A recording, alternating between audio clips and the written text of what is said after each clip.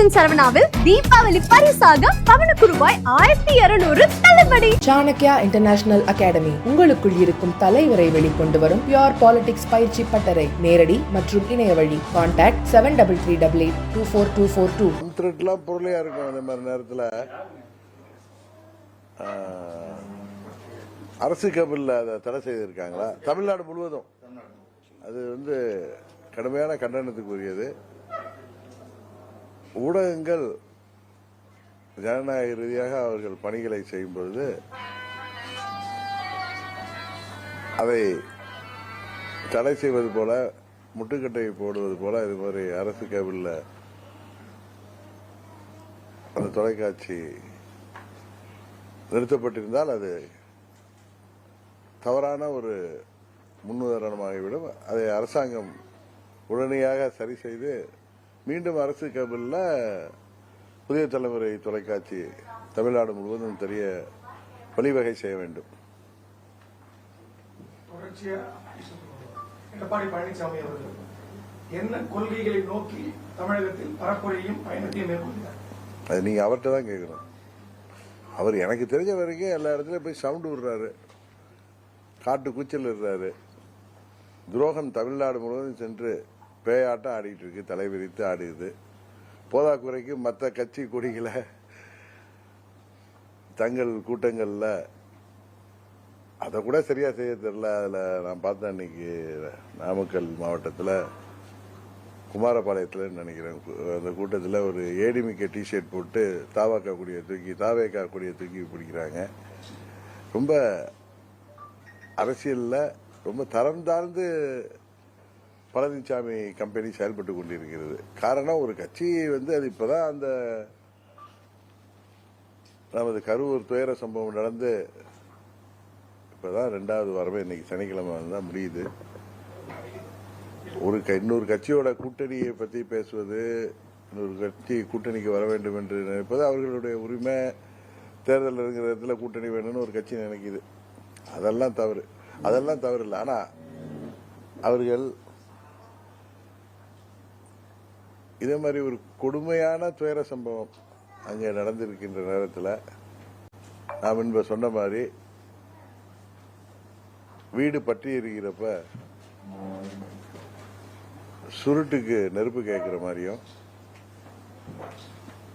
ஆடு நினைதுன்னு ஓனாய் கண்ணீர் விடுற மாதிரியும் பழனிசாமி செயல்படுறது அது எல்லா அரசியல் கட்சிகளுக்குமே ஒரு தர்ம சங்கடத்தையும் தலைக்குணிவையும் ஏற்படுத்து. இந்த நேரத்தில் நான் மிகவும் மதிக்கின்ற ஒரு பத்திரிகை, அதுல தாவேகா கொடிகள் அதிமுக கூட்டத்தில் வீசப்படுகிறது, கூட்டணி நெருங்கி வருது, இது குழப்பத்தில் தினகரன் அவங்க போட்டிருக்காங்க.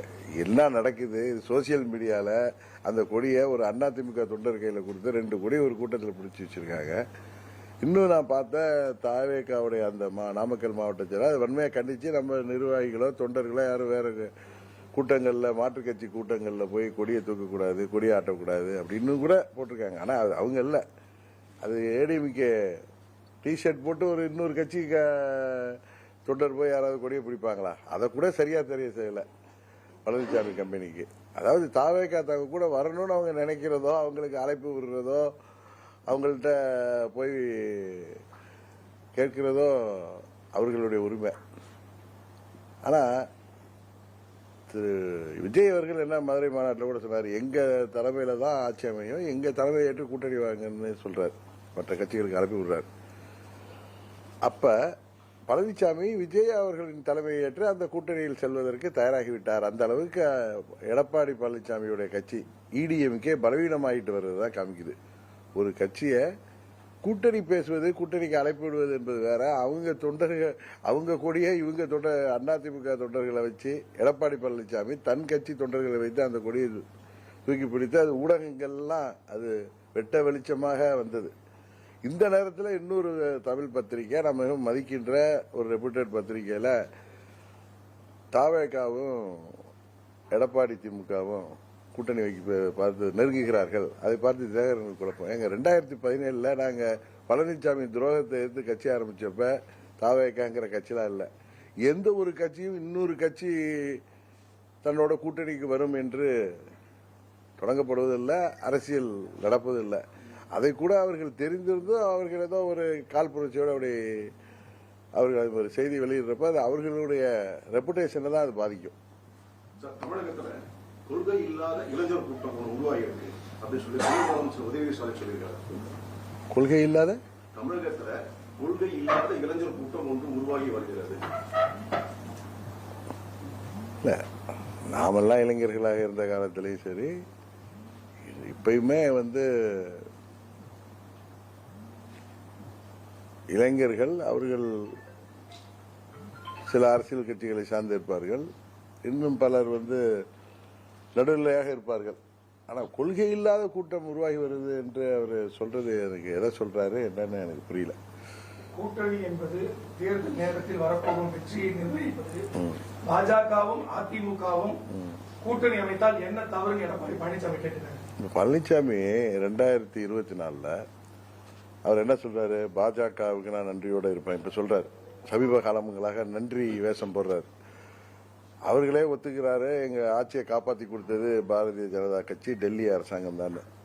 எதனால 2024 பாராளுமன்ற தேர்தல் என்பது பாஜகவுக்கு ஒரு முக்கியமான தேர்தல். பாராளுமன்ற தேர்தல் மோடி அவர்களுக்கு அவ்வளவு உதவி செய்த பாஜகவிற்கு, அது மோடி அவர்கள் டெல்லியில என்டிஏ கூட்டணி கூட்டத்தப்ப இவர் வலது பக்கம் உட்கார வச்சு அந்த கூட்டணி அறிவிச்சப்ப, அதுக்கப்புறம் ஓடி அந்த கூட்டணி என்டிஏ கூட்டணி விட்டு வெளியில வந்துட்டு என்னெல்லாம் அவர் பேசினார், எஸ்டிபி மாநாட்டில் என்ன பேசினார், எப்படியெல்லாம் பாஜகவுக்கும் மத்திய அரசுக்கு எதிராக பேசிவிட்டு இன்றைக்கு அவர் கூட்டணி அமைத்தால் என்ன தவறு என்று கேட்பது, அதைத்தான் எல்லாம் விமர்சனம் பண்றாங்க. 24 நீங்க வெளில வந்தீங்களே என்ன காரணத்துக்காக வந்தாங்க? அது பாஜகவுக்கு முக்கியமான தேர்தல். நீங்க அவர்களோட நன்றியோட இருப்பேன், அவர்களுக்கு நன்றியாக இருக்கிறேன் நான் இன்றைக்கு சொல்றீங்க. உங்க ஆட்சியை காப்பாற்றி கொடுத்தவங்க 4.5 வருஷம் சொல்ற பழனிசாமி, அவர்களுக்கு முக்கியமான தேர்தல் நேரத்தில் மோடி அவர்கள் மீண்டும் பிரதமராகணும்னு சொல்லி பாஜக தேசிய ஜனநாயக கூட்டணி அமைத்து இந்தியா முழுவதும் போட்டியிடுகிற நேரத்தில் தமிழ்நாட்டில் ஏற்கனவே அந்த கூட்டணியிலிருந்து பல லாபங்களை அறிவித்த பழனிசாமி, கட்சியை காப்பாற்றிக் கொண்ட பழனிசாமி எதற்காக வெளியேறினார்? அதை பாஜகவுக்கு ஆதரவாக சில ஊடகங்கள்ல சில பத்திரிகையாளர்கள் பழனிசாமிக்கு ஆதரவாக இன்றைக்கு குரல் இடுறாங்க. அவங்க அந்த நேரத்தில் என்ன தூக்கிட்டு இருந்தாங்களா, இல்ல பழனிசாமி இன்றைக்கு அந்த கூட்டணியை பற்றி என்ன தவறுன்னு கேட்கறது காரணம், கூட்டணி அமைப்பது ஒரு கட்சியோட அமைப்பது தவறு இல்லை. ஏற்கனவே கூட்டணியை விட்டு பாஜகவுக்கு முக்கியமான தேர்தலான பாராளுமன்ற தேர்தல் அப்ப எதுக்கு வெளில முடியாதீங்க, என்னெல்லாம் பாஜகவுக்கு எதிராக பேசினீர்கள், பாஜக ஆட்சிக்கு வரக்கூடாது என்று என்னெல்லாம் பேசினீர்கள். இப்பயும் சொல்ற பழனிசாமி நண்பகத்தன்மையற்றவர், துரோகத்தை தவிர அவருக்கு வேற எதுவும் தெரியாது. இப்பயும் அவருக்கு விஜய் அவர்கள் கூட்டணிக்கு வந்தா பாஜக கூட கழட்டி விட தயாராக இருப்பார் என்பது. ஆனா விஜய் வருவாரா என்பது தெரியவில்லை. ஏன்னா அவர் தலைமையில கூட்டணி அமைக்கணும், அவர் முதலமைச்சர் வேட்பாளராக போட்டியிட வேண்டும் என்பது அவங்க கட்சியோட கோட்பாடு. திரை உலகத்தில் இவ்வளவு உச்சபட்ச நடிகராக இருந்து நிறைய ஏர்னிங்ஸ் எல்லாம் பெற்றுக் கொண்டிருந்த விஜய் அவர்கள் இன்றைக்கு கட்சி ஆரம்பிக்கிறாரு அப்படின்னா, பழனிசாமியை முதலமைச்சர் ஆக்குவதற்காக அவர் கட்சி ஆரம்பித்திருக்கிறாரா? அந்த தொண்டர்கள் அதை ஏற்றுக்கொள்வார்களா? இல்ல விஜய் தான் இவரோட கூட்டணிக்கு பழனிசாமி முதலமைச்சராக தூக்கி பிடிப்பாரா? நடக்காத ஒன்றை இவர் இன்றைக்கு வெளியில அவங்க தொண்டர்களை தக்க வச்சுக்கிறதுக்கும் இன்றைக்கு அந்த கூட்டணி பலவீனமாயிட்டு இருக்கு. அது பாஜகவும் யோசிக்க வேண்டிய விஷயம். பழனிசாமி என்றைக்கு ஏப்ரல் 12 கூட்டணிக்கு வந்தாரோ, அவர்கள் கடினமாக கஷ்டப்பட்டு அம்மாவின் தொண்டர்கள்லாம் ஒரு அணியில வரணுங்கிறதுக்காக டெல்லியில் உள்ள முக்கிய தலைவர்கள் செய்தாலும், பழனிசாமி தலைமையில் அது பழனிசாமி முதலமைச்சர் வேட்பாளராக முன்னிறுத்தப்படும் போது அந்த கூட்டணி பலவீனமாகிட்டு இருக்கு. இன்னும் நாளொரு மேனியும் பொழுதொரு வண்ணமாக அந்த கூட்டணி பலவீனமாகத்தான் ஆகும். தேர்தல் நேரத்தில் பாருங்க, தமிழ்நாடு முழுவதும் அது 15% கீழே தான் எடப்பாடி பழனிசாமி அமைத்திருக்கிற இடிஎம்கே அமைத்திருக்கிற கூட்டணி பெறும். இதை நீங்க பொறுத்திருந்து பாருங்கள். 2026 தேர்தலில் உங்க கட்சி தாவேகோட கூட்டணி எங்க கூட்டணியெல்லாம் நான் உங்களுக்கு பலமுறை பல ஊடகங்கள்ல சொல்லிட்டேன். எங்கள் கூட்டணியெல்லாம் நாங்க டிசம்பர் மாதத்துல தான் உறவு முடிவுக்கு வர முடியும். சென்னை உயர்நீதிமன்றம் யாரோ ஒருத்தர் ஆம்ஸ்ட்ராங் கொலை வழக்க சென்னை உயர்நீதிமன்றம் சிபிஐ விசாரணை உத்தரவிட்டிருக்காங்க. சிபிஐ விசாரிக்கணும்னு சொல்லி. ஆனால் உச்சநீதிமன்றத்தை தமிழக அரசு விசாரிக்க கூடாதுன்னு சொல்லிட்டு ஒரு மேல்முறையீடு வந்து நேற்று அது வந்து என்னாச்சுன்னா உச்சநீதிமன்றம் சிபிஐ தான் விசாரிக்கணும்னு உத்தரவிட்டு இருக்காங்க. இது ஒண்ணு. இன்னொன்னு, நேற்றுக்கு வந்து தாவேகா சார்பா சிபிஐ விசாரணை வேணும்னு சொல்லி 41 பேர் இறந்த வழக்கை வந்து உச்சநீதிமன்றம் கொண்டு போயிருக்காங்க. இந்த வழக்கையும் எதிர்த்து தமிழக அரசு மேல்முறையீடு செஞ்சிருக்காங்க. தொடர்ந்து சிபிஐ எதிர்த்து மேல்முறையீடு செய்யறதுக்கான காரணம் இல்ல, ஒவ்வொரு மாநிலத்திலையும் காவல்துறை இருக்குது, ஒரு அரசாங்கம் இருக்கிறப்ப தமிழ்நாட்டு உரிமைகளை விட்டுவிடக்கூடாது, விட்டு கொடுத்து விடக்கூடாது என்கிற காரணத்துக்காக எந்த அரசாங்கம் இருந்தாலும், அதுக்கு முன்னாடி அம்மாவுடைய அரசாங்கம் இருந்தாலும் சரி, அதற்கு முன்பு இருந்த அரசாங்கங்களும் சரி, தமிழ்நாட்டு காவல்துறை மீது மக்களுக்கு நம்பிக்கை இல்லாமல் போய்விடும் என்கிற கருத்தின் அடிப்படையில் தான் அவர்கள் அதை தேவையில்லைன்னு கேட்பாங்க. இதற்காக நான் உடனே திமுக சப்போர்ட் பண்றேன்னு சொல்லாதீங்க. நான் யதார்த்தத்தை பேசக்கூடியவன், நடுநிலையா பேசக்கூடியவன், ஒரு கட்சியின் தலைவருங்கிறத தாண்டி ஒரு பொதுமக்கள் இடத்துல இருந்து ஒரு குடிமகனாக சிந்திக்கிற பொழுது தமிழ்நாட்டு உரிமைகளுக்காக போராடுகின்ற அனைத்து கட்சிகளும் மாநிலத்தில் சுயாட்சி வேண்டும், தமிழ்நாட்டு உரிமைகள்லாம் மீட்டெடுக்கப்பட வேண்டும். அதை வந்து எந்த ஆட்சி இருந்தாலும் மத்தியில் பிஜேபியில் காங்கிரஸ் ஆட்சி இருந்தப்பையும், இங்க அம்மா அவர்கள் முதல்வராக இருந்த போதும் சரி, அதற்கு முன்பு கலைஞர் இருந்த போதும், புரட்சி தலைவர் எம்ஜிஆர் அவர்கள் இருந்த போதும் சரி, பேரறிஞர் அண்ணா வந்து 67ல இருந்து என்ன அவருடைய கொள்கையை மாநிலத்தில் சுயாட்சி, மத்தியிலே கூட்டாட்சி, மாநிலத்தின் உரிமைகள் பாதுகாக்கப்பட வேண்டும் என்பதுதான். அந்த முறையில் எந்த ஆட்சியாளர்களாக இருந்தாலும், தயவு செய்து நீங்க ஏதோ திமுக கூட்டணி போறதுக்காக பேசுறேன்னு சொல்ல வேணாம். இது வந்து தேர்தல் வரப்போ அதுல என்ன ஒரு பெரிய எனக்கு ஒரு என்ன சொல்றது, சரியான வார்த்தை சொல்றேன்னா, எனக்கு உண்மையிலேயே வந்து நான் சிரித்துக் கொள்வேன். நான் ஒரு கருத்தை நீங்க கேட்கிறப்ப, ஒரு கேள்வி கேட்கிறப்ப, அதுக்கு பதில் சொல்றப்ப, அதை வைத்து கூட்டணி போடுகிறோம், கூட்டணி நாங்க அரசியல் தலைவர்களோ அரசியல் கட்சிகள் கூட நினைக்காத ஒன்றையெல்லாம் நீங்க யோசிங்க. ஆனா நீங்களே முடிவு பண்ணிடாதீங்க. அதனால இது வந்து உடனே திமுகவை நெருங்கி போகிறார். இன்னும் சில பேர் அவர் வந்து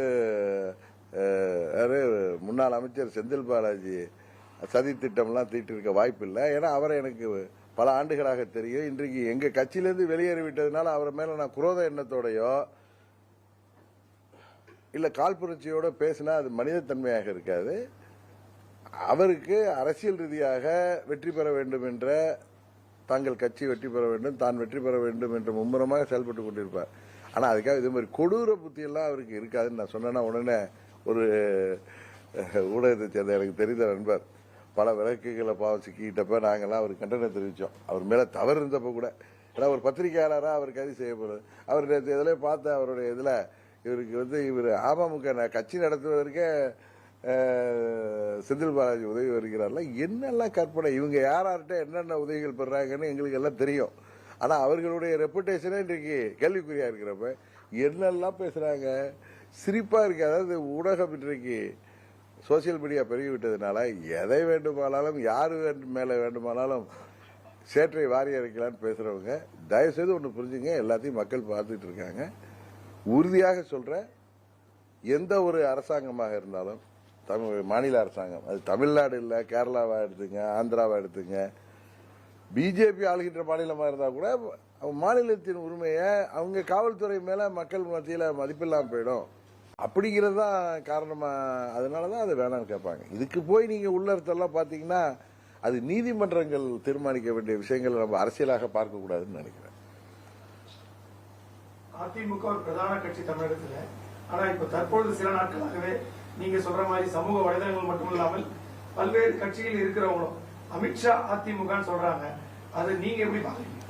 நான் வந்து அது எடப்பாடி அதிமுக, ஏன்னா அதோடைய புரட்சி தலைவர் உருவாக்கிய கட்சி. 72ல இருந்து கட்சியில் உள்ளவங்க எல்லாம் அங்க இருக்காங்க. அம்மா காலத்துல பொறுப்புல இருந்தவங்க நிறைய பேர் இருக்காங்க. மாவட்ட செயலாளராக இருந்தவர்கள், பல்வேறு பொறுப்புல இருந்தவங்க. அம்மா காலத்துல சட்டமன்ற உறுப்பினராக 2016ல இருந்தவர் பார்த்திபன் இருக்காரு. இன்னும் 72ல இருந்து கட்சியில் உள்ளவங்க எல்லாம் இன்றைக்கு அம்மா மக்கள் முன்னேற்ற கழகத்திலையும் உறுப்பினர்களாகவும் நிர்வாகிகளாக இருக்காங்க. அடிப்படை பைலான்னு சொல்லுவோமே, சட்டத்திட்டமே பொதுச் செயலாளர் பதவிக்கு யார் வேண்டுமானாலும் போட்டியிடலாம், அதை பொது உறுப்பினர்கள் தான் தேர்ந்தெடுக்க வேண்டும் என்று அவர் வைத்திருந்தார். அதுக்கு காரணம், அவர் திமுகவிலிருந்து வெளியேற்றப்பட்ட பிறகு ஒரு 20 மாவட்ட செயலாளர் இருப்பாங்க. அப்பெல்லாம் மாவட்டங்கள் கம்மி தானே. மாவட்ட செயலாளர்கள் ஒரு 500 பொதுக்குழு உறுப்பினர்கள். அப்போ அவ்வளவுதான். இப்பதான் 2000 3000 ஆயிட்டு. அவர்களை வைத்து அவர் வெளியேற்றப்பட்ட போது அவரது ஒரு மன வலி, அவருடைய வருத்தம், அவர் கட்சி ஆரம்பிக்கிறப்ப அது ஒரு சட்டத்திட்டமாக அடிப்படை விதியாக உருவாக்கப்பட்டது. அதில் மாற்றமே செய்யக்கூடாது. அதை அம்மா அவர்களும் ஃபாலோ சொன்னாங்க. ஆனா பழனிசாமி என்ன பண்ணார், 2017 செப்டம்பர் 12 பொதுக்குழுவை கூட்டி பொதுச் செயலாளருங்கிற பதவியில எடுத்து ஒருங்கிணைப்பாளர், இணை ஒருங்கிணைப்பாளர்னு நம்ம பதவியில் அறிவிச்சிட்டு அப்ப பொதுக்குழு உறுப்பினர்கள் தான் தேர்ந்தெடுப்பார்கள் கொண்டு வந்தார்.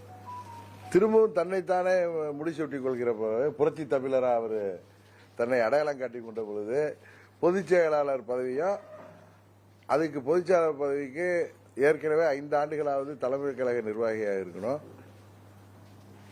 10 மாவட்ட செயலாளர்கள் முன்மொழியணும், 10 மாவட்ட செயலாளர்கள் வழிமொழியணும், அப்படின்லாம் சட்டத்திட்டங்களை மாற்றி யாருமே அந்த பதவிக்கு வர முடியாத மாதிரி அவரோ அவருக்கு பிறகு அவர் மகனோ யாரையெல்லாம் கட்சியில் அவங்க அங்கே டெண்டர் பார்ட்டியாக தானே வச்சிருக்காங்க. அங்கே இருக்கிறவங்களாம் அவருடைய பயனாளிகள் தான் அங்கே பொறுப்பில் இருக்காங்க. உண்மையான அம்மாவுடைய தொண்டர்கள் எல்லாம் இன்றைக்கு பல பேர் வெளியேறி வந்து விட்டார்கள் இன்றைக்கு. அதனால பழனிசாமி அது ஒரு குடும்ப கட்சியா, அவருடைய ஃபேமிலி பார்ட்டியா, ஒரு ப்ரொப்ரைட்டரிஷிப் பார்ட்டியா எடப்பாடி பழனிசாமி கட்சியை வைத்திருக்கிறார். அதனாலதான் சொல்றான், அது எடப்பாடி அதிமுக இடிஎம்கே என்று தந்தை பெரியார் அவர்கள் பிறந்த நாள் அன்றைக்கே நாங்கள் அதை என்று சொல்ல ஆரம்பித்து விட்டோம். அண்ணன் பழனிசாமி, முகமுடியார் பழனிசாமி 2026 ஆட்சியில பங்கு கேட்போம் அப்படின்னு சொல்லி காங்கிரஸ் முன்னாள் மாநில தலைவர் சாதனை தெரிவிச்சிருக்காரு. தமிழகத்தில் கூட்டணி ஆட்சிகளுக்கான சாத்தியக்கூறு இருக்கு. எனக்கு தெரிந்து இந்த தேர்தலில் கூட்டணி ஆட்சி அமைவதற்கான வாய்ப்பு இருப்பதாகத்தான் நான் நினைக்கிறேன்.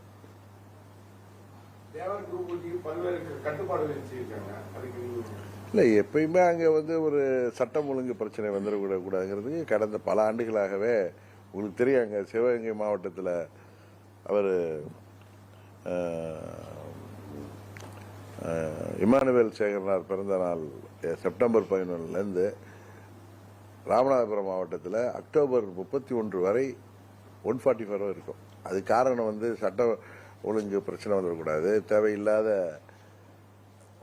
மனித உயிர்கள் பாதிக்கப்பட்டுவிடக்கூடாது என்பதற்காக பல்வேறு காவல்துறையில பல்வேறு நடவடிக்கைகள் எடுப்பாங்க. அது மக்களுக்கு எந்த பிரச்சனையும் வராம, சென்று வருபவர்களுக்கு எந்த பிரச்சனையும் வராம, தேவர் திருமகனாரின் குரு பூஜை என்பது அது அரசியல் எல்லாம் தாண்டி உங்களுக்கு தெரியும், அந்த இடத்துல ஏதோ கோயிலுக்கு போயிட்டு வர மாதிரி அங்க போய் எல்லாம் மொட்டையிலேருந்து போட்டு வருவாங்க. அது ஒரு அரசியல் தலைவராக எல்லாம் ஒரு மகான், ஒரு சித்தர் நினைவிடமாக தான் பார்க்கப்படுகிறது. அதனால அதுக்கு காவல்துறை இது போல கட்டுப்பாடுகளை விதித்திருப்பது இப்பொழுது இல்லை, எந்த ஆட்சியிலுமே இருக்கு. அது ஒரு நல்ல முடிவாகத்தான் நான் பார்க்கிறேன்.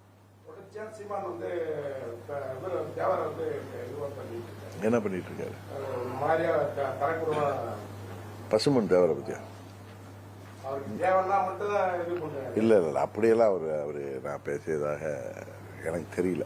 ஆனா அப்படிலாம் பேசுகிற அளவுக்கு தமிழ்நாட்டு அரசியல்ல பசுமன் தேவர் ஐயாவையோ, பெருந்தலைவர் காமராஜர் அவர்களையோ, தந்தை பெரியார் அவர்களையோ, பேரறிஞர் அண்ணா அவர்களை பற்றியோ, வஉசி ஐயா அவர்களை பற்றியோ, அதுபோல மக்கள் மதிக்கின்ற சுதந்திர போராட்ட வீரர்களை பற்றியோ யாரும் அவர்களுக்கு எதிராக பேசி அரசியல் செய்தால் அவர்கள் யாராக இருந்தாலும் வீழ்ந்து விடுவார்கள், மக்கள் வீழ்த்தி விடுவார்கள்.